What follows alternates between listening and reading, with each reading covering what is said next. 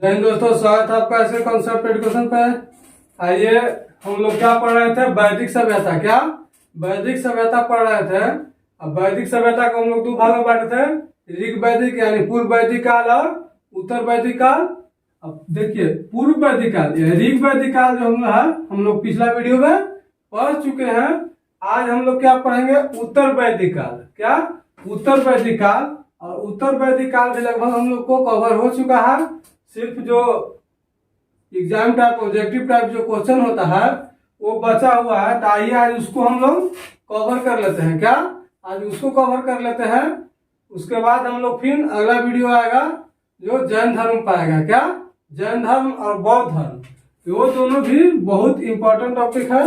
वो दोनों से हर एक एग्जाम, कैसा भी एग्जाम आप लोग दीजिए, जैन धर्म बौद्ध धर्म से क्वेश्चन रहने करेगा। कोई भी एग्जाम दीजिए, कोई भी कंपटीशन का एग्जाम दीजिए, बीपीएससी दीजिए, चाहे तो कोई भी बिहार दरोगा दीजिए, बिहार पुलिस दीजिए, कोई दीजिएगा तो उसको में आपको पूछवे करेगा जैन धर्म बौद्ध धर्म से। तो जैन धर्म बौद्ध धर्म को अगला वीडियो में ठीक ढंग से समझेंगे।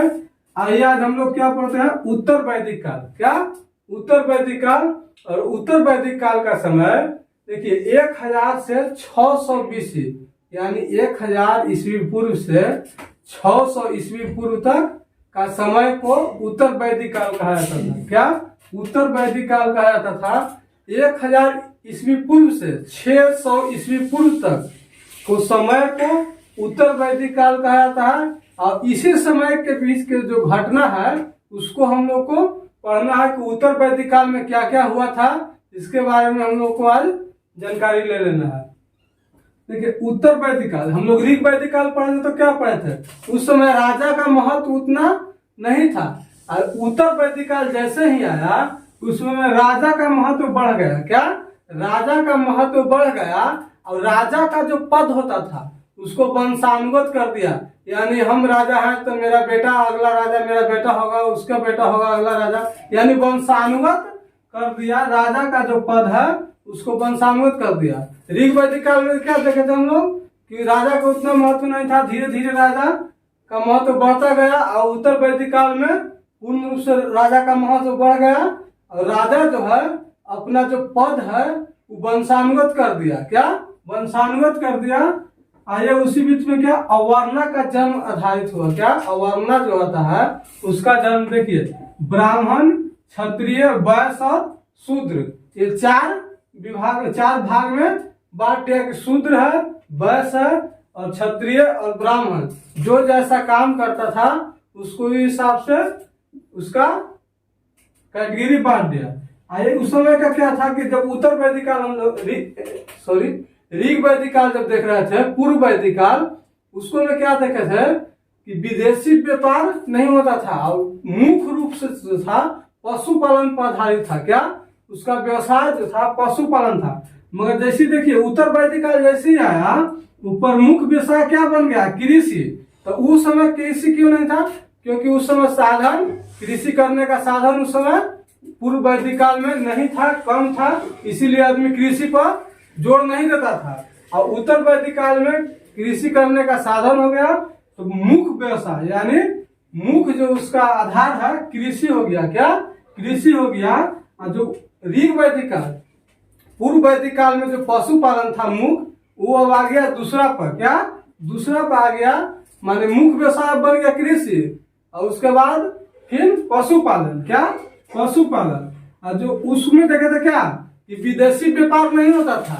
पूर्व वैदिक काल में हम लोग देखे थे कि विदेशी व्यापार नहीं होता था। सिर्फ क्या करता था कि एक घर से दूसरे घर में व्यापार होता था। यानी एक अनाज के बदले आप ले जाइए दूसरा अनाज, टमाटर ले जाइए, आलू दीजिए, ऐसा करके उस समय व्यापार होता था। यानी अपने में सामान का आदान प्रदान होता था। और उत्तर वैदिक काल जैसे ही आया विदेशी व्यापार भी शुरू हो गया। एक देश से दूसरा देश में भी व्यापार शुरू हो गया।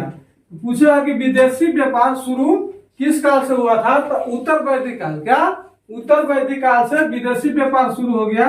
और यज्ञ और कर्म कांड का महत्व भी उत्तर वैदिक काल से आ गया। क्या यज्ञ और कर्म कांड का भी महत्व मिला था क्या हमें उत्तर वैदिक काल में।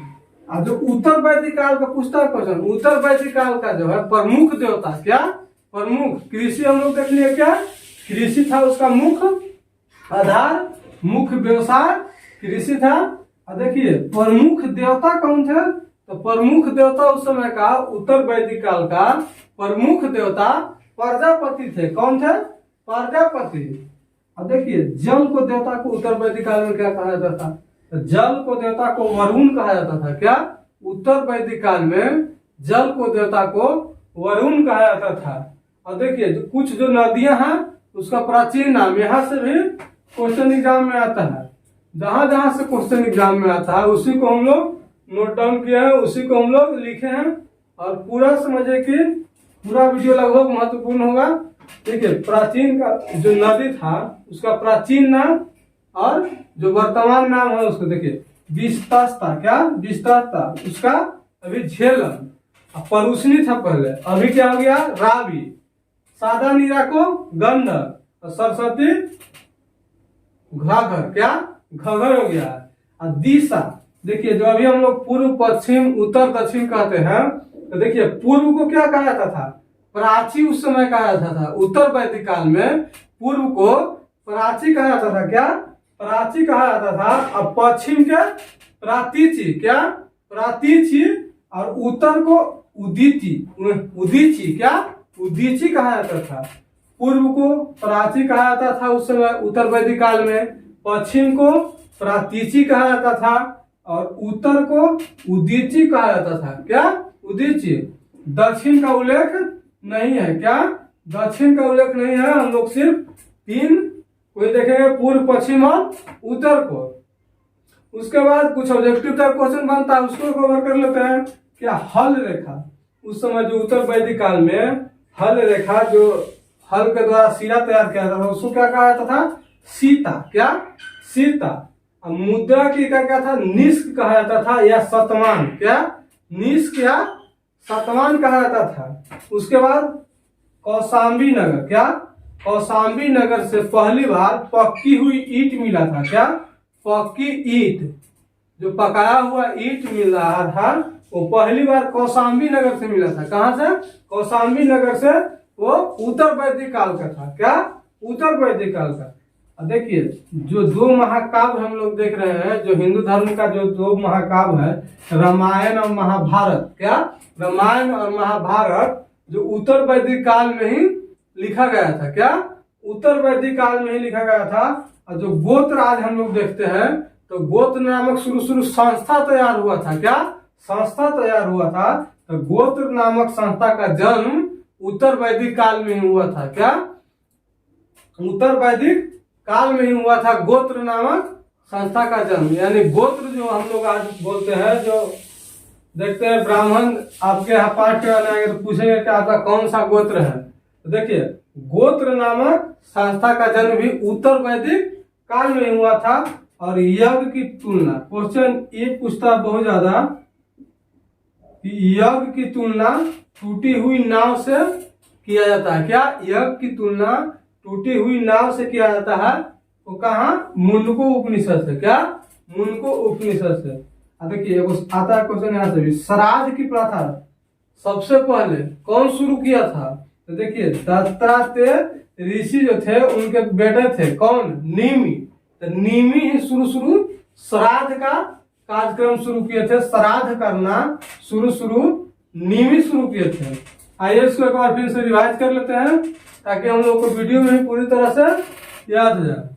देखिए वैदिक काल हम लोग पढ़े थे। वैदिक काल में पूर्व वैदिक काल, जिसका समय 1500 ईस्वी पूर्व से 1000 ईस्वी पूर्व था, जो हम लोग पिछला वीडियो में पढ़ चुके हैं। उसके बाद उत्तर वैदिक काल, उत्तर वैदिक काल का समय 1000 बीसी से 600 बीसी, यानी 1000 ईस्वी पूर्व से 600 ईस्वी पूर्व तक का समय को उत्तर वैदिक काल कहते हैं। और इसी के बीच जो घटना हुआ वो सारा को हम लोग आज चर्चा करेंगे। देखिए उत्तर वैदिक काल, पूर्व वैदिक काल में क्या था कि राजा का महत्व उतना नहीं था। जैसे ही उत्तर वैदिक काल आता है राजा का महत्व बढ़ जाता है और राजा का जो पद होता है वो वंशानुगत हो जाता है। क्या? वंशानुगत, यानी राजा है तो अगर मरा तो उसका बेटा राज करेगा, फिर मरा तो उसका बेटा राज करेगा, यानी वंशानुगत कर दिया।